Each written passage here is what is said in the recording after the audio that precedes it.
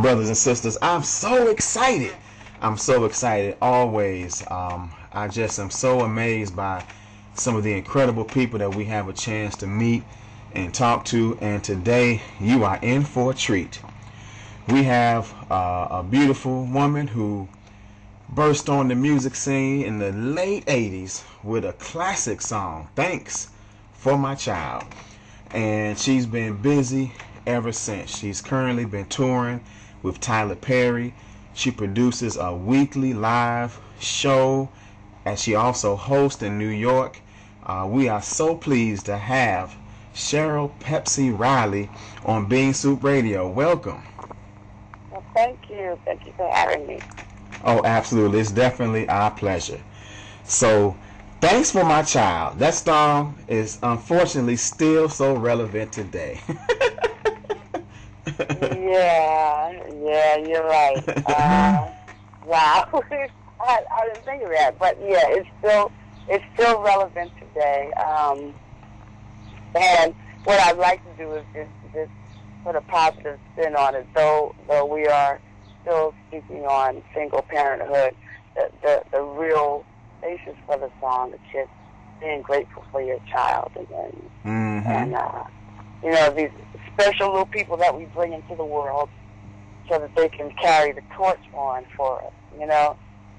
That's right. You're absolutely right. And it was a, you know, you definitely expressed that in the song, and only for that brother running down the street in that red jacket.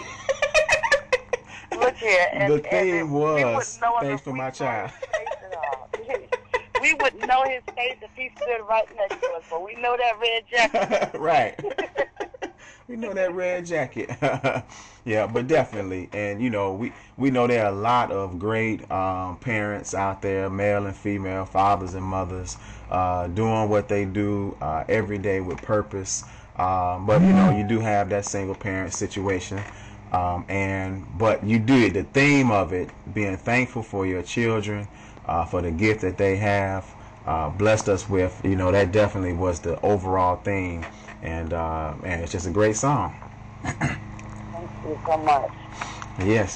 So you are staying busy. I know you do a weekly Black Velvet Mondays, bringing in singers and songwriters and musicians to perform live in New York, and I've heard it's the hottest thing happening in New York on Mondays.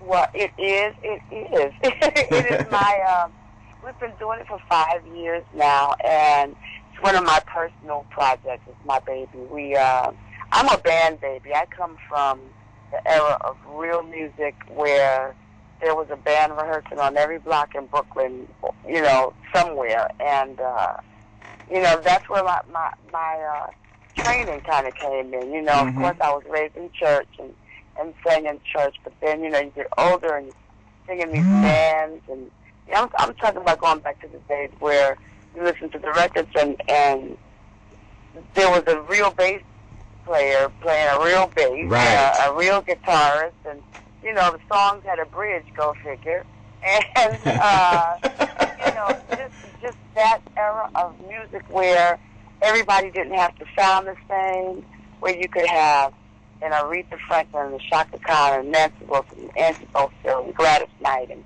you know, all these awesome vocalists and you know, Donny Hathaway and Stevie Wonder and the old days, and everybody whose sound, they had their own sound, their own thing, but they were all very, very successful and didn't have to do that whole manufactured sound that unfortunately sometimes we hear today on the radio. Right.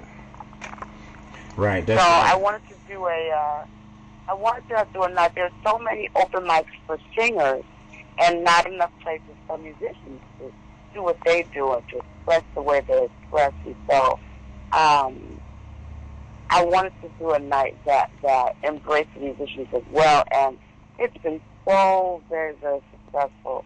And we've had people now come in from all over the world because they can also view it live on the computer. It streams live at thevillageunderground.com. Oh, beautiful. And we've had so many people come down. Just, you know, it's a fellowship, and it's a very, very, very positive atmosphere. And for me, it is my way of paying it forward and giving back. And, you know, I share information that talk about things that I kind of learned on my own. Like, you know, there were things people didn't tell me, but I wanted to share the information with someone that, you know, that's striving to be an artist.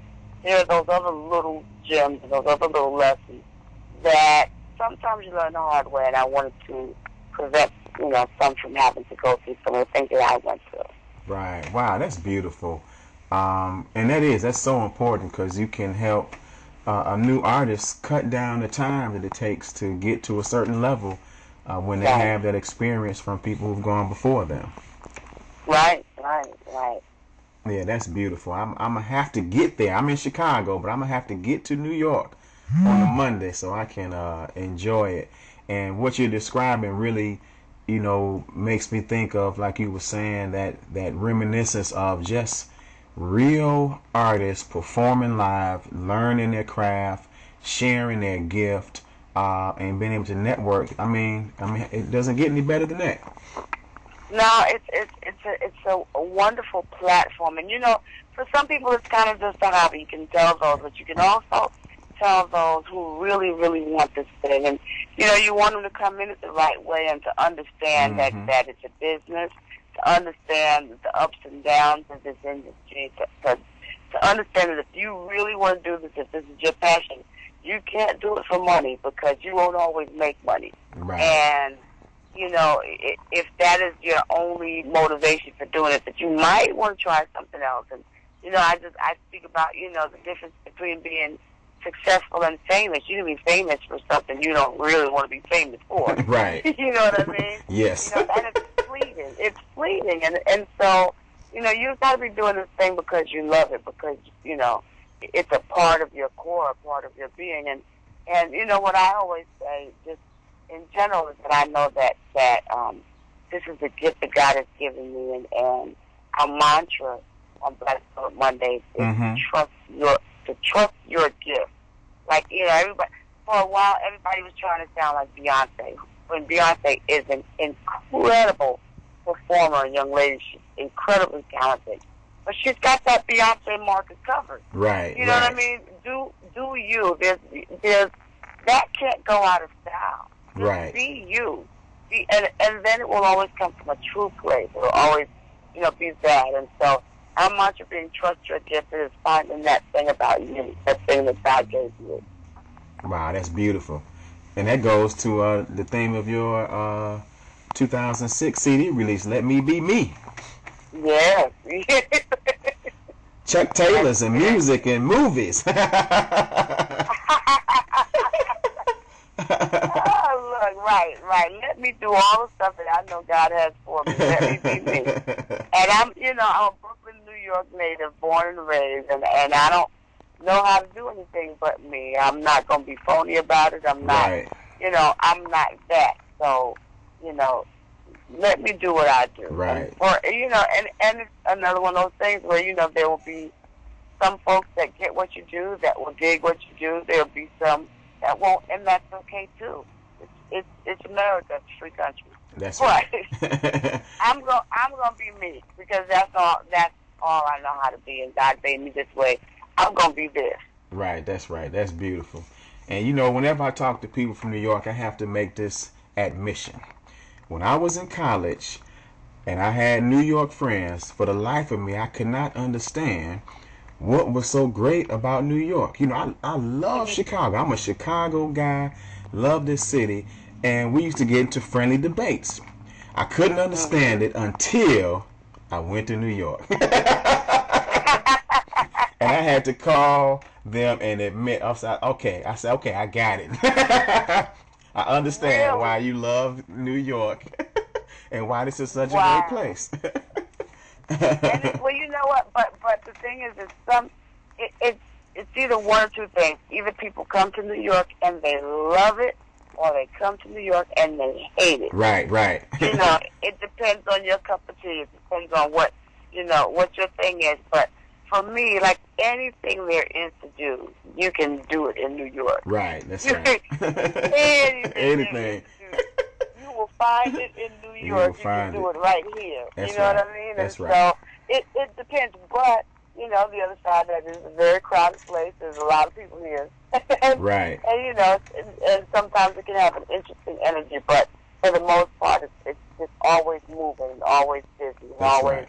you know, and you know, that kind of keeps your engine going. It kind of It does. keeps you going. Yeah. It does. And what I really fell in love with was the spirit and the mentality of, let's do this.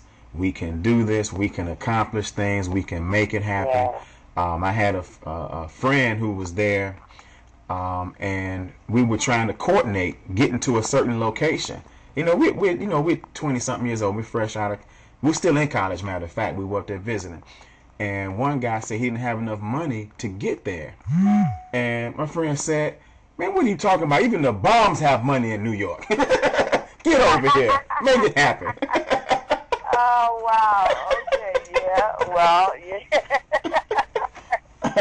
That's funny. That is funny. Oh, God.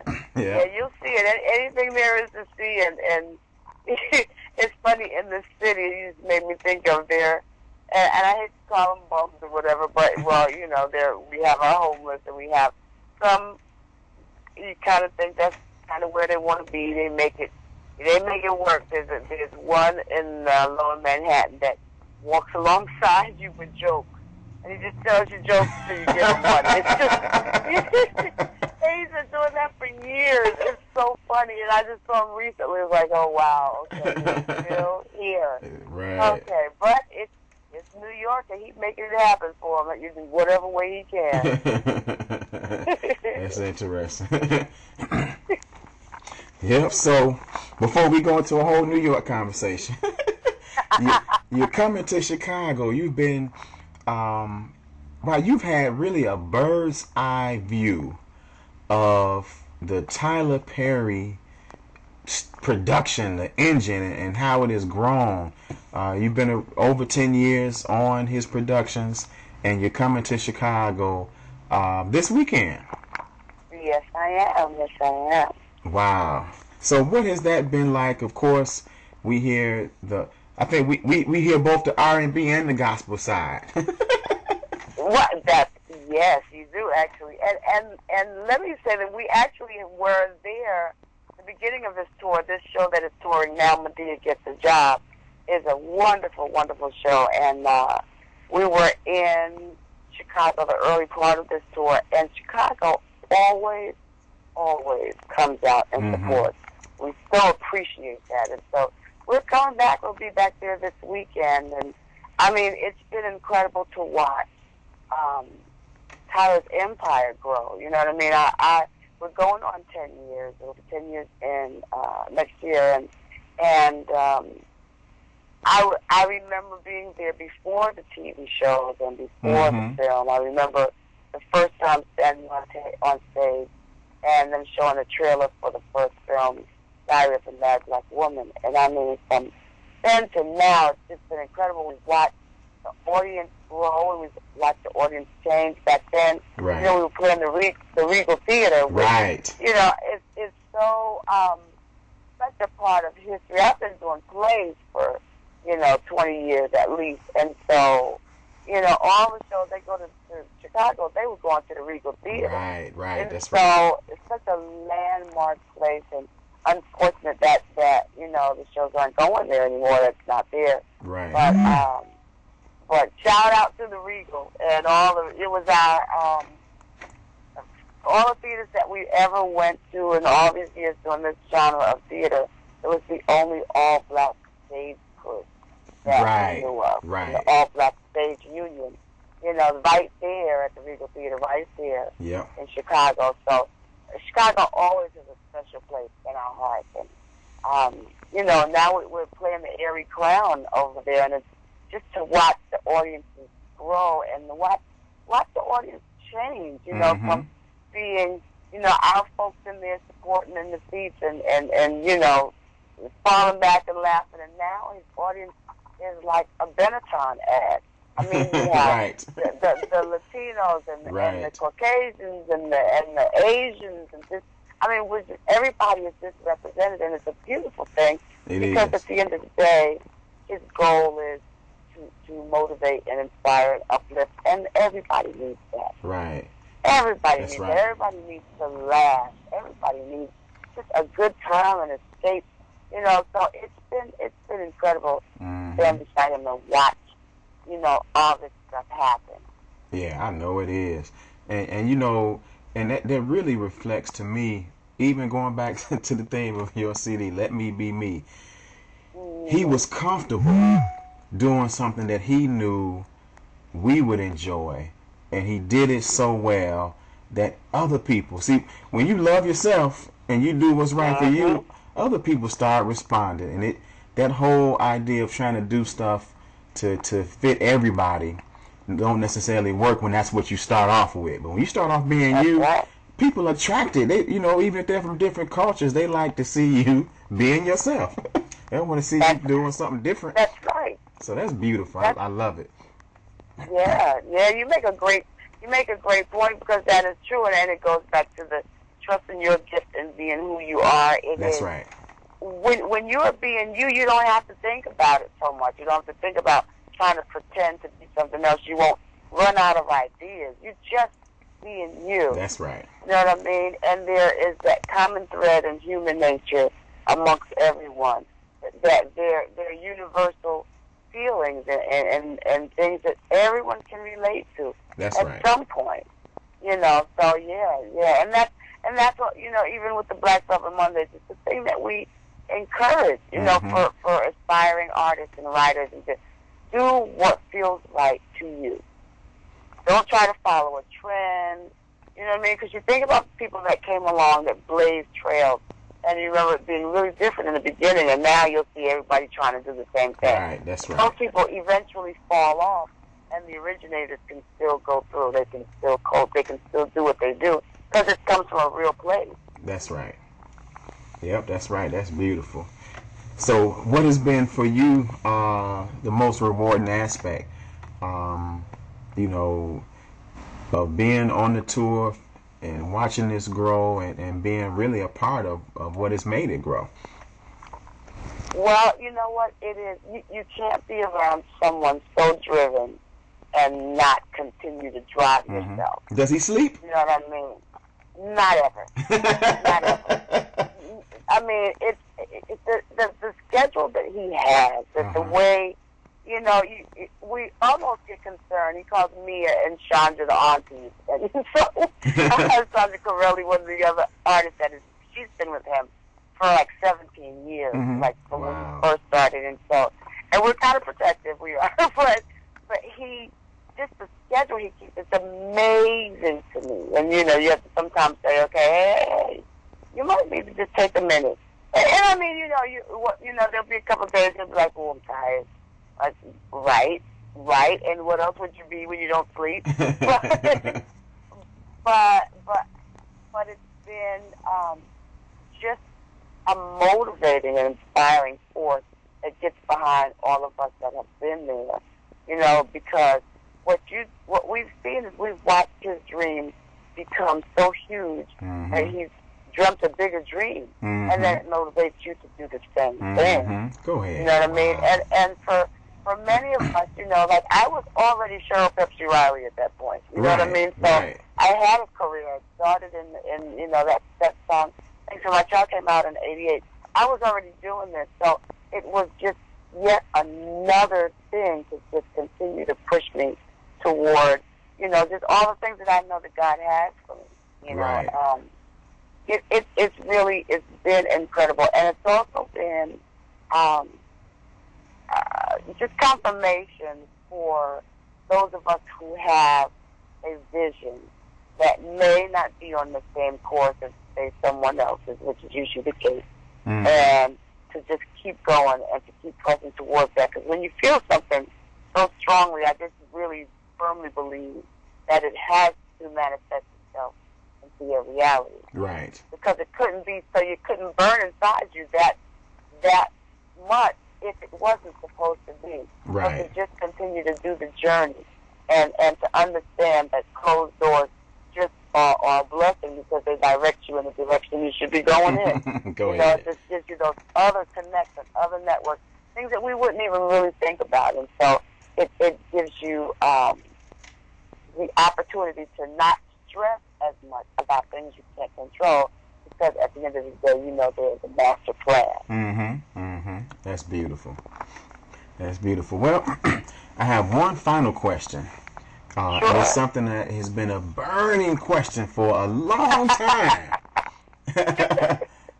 Tell me about your middle name, Pepsi with 2 eyes. How did you get that name? Well, it is. It started out as a joke that it ended up being a joke that stuck. I started working with Full Force, who are also from Brooklyn, New York. Right. And at the time, Bowlegged Lou and I go back to doing community theater way back when.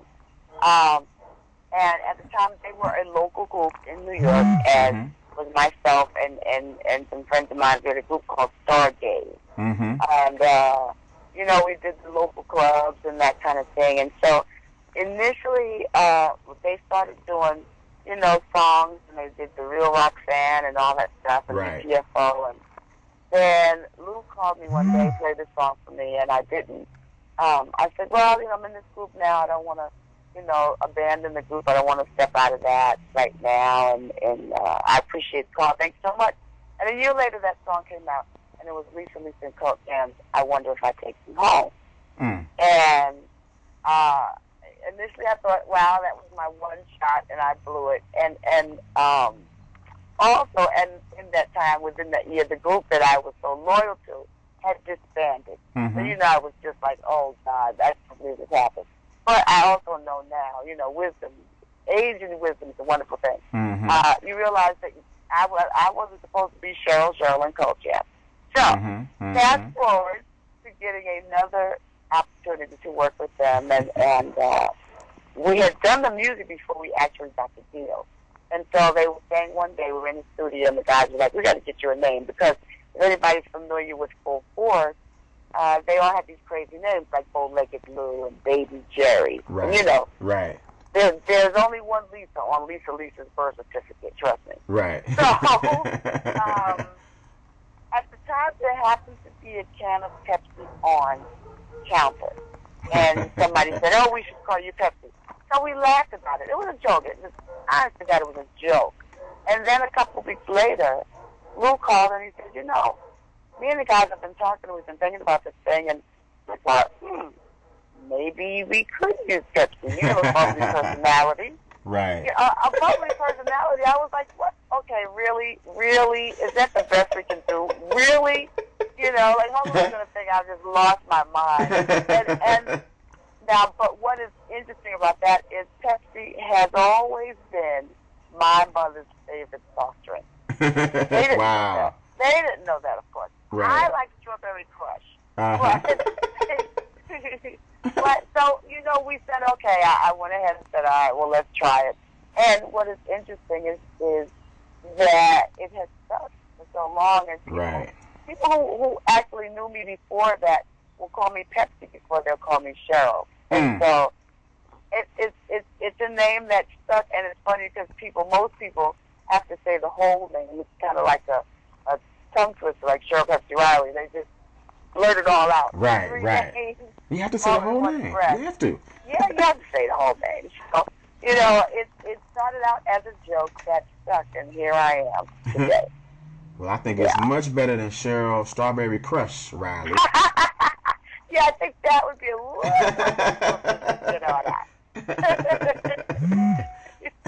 And so, has Pepsi ever reached out to you for an endorsement deal? They are slipping. Now, you know what? They are crazy. They are slipping. They have not. I don't understand that. And then at one point, earlier on, I said, well, perhaps we should not even worry about Pepsi since they didn't reach out. We should contact Coke and say, Cheryl Pepsii Riley, drink Coca-Cola. That's hot, right. I think that actually would have been the better buy, but they didn't reach out either. So, I'm still here. I might have to just contact the Crush people. I don't know.